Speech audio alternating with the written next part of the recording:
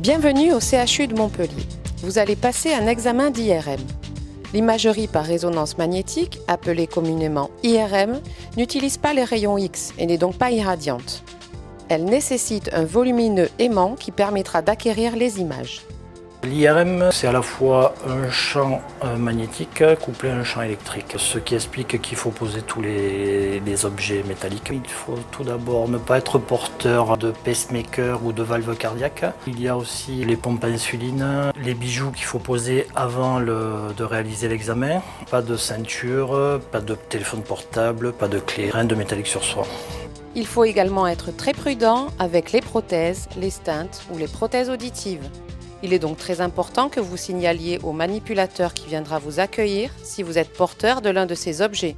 Il faudra également lui dire si vous êtes enceinte, susceptible de l'être ou encore si vous allaitez votre enfant.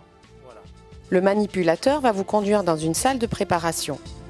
En fonction de l'examen à réaliser, la préparation peut être très variable. Vous pourrez être éventuellement perfusé, être amené à boire un produit ou encore à avoir une préparation spécifique.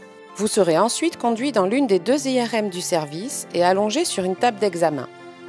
La région analysée sera entourée d'une coque appelée antenne, qui recueille le signal de la zone à explorer et permettra d'avoir une image de bonne qualité. L'inconvénient de l'IRM, c'est que ça fait beaucoup de bruit. On peut placer sur les oreilles du patient donc un casque ou on peut lui passer de la musique pour atténuer le bruit de la machine. Et on peut aussi rajouter, on lui met une espèce de miroir où il peut voir un film qui se projette ou un documentaire. On lui donne une sonnette, une poire à la main qui lui permet de nous appeler s'il ne se sentait pas bien. Ça va durer longtemps? Là, ça va durer à peu près un quart d'heure, 20 minutes. D'accord? Donc vous ne bougez pas, je vous installe.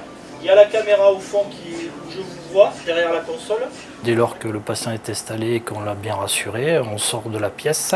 On est derrière la console. La plus grosse consigne à l'IRM, c'est de ne pas bouger. Il faut éviter d'avoir une respiration un petit peu saccadée, donc il faut bien respirer calmement par la bouche et le nez en évitant qu'il y ait trop de mouvements abdominaux. Au cours de l'examen, il est possible que vous ressentiez un échauffement corporel. Ceci est sans danger, mais signalez-le si cela devient inconfortable. Depuis sa console, le manipulateur peut communiquer avec vous à tout moment. Un médecin radiologue, spécialiste de votre pathologie, intervient à chaque étape de l'examen.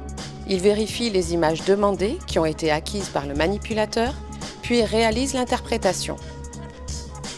Les images et le compte-rendu de l'examen vous seront soit remis en main propre par le médecin radiologue, soit envoyés directement à votre domicile.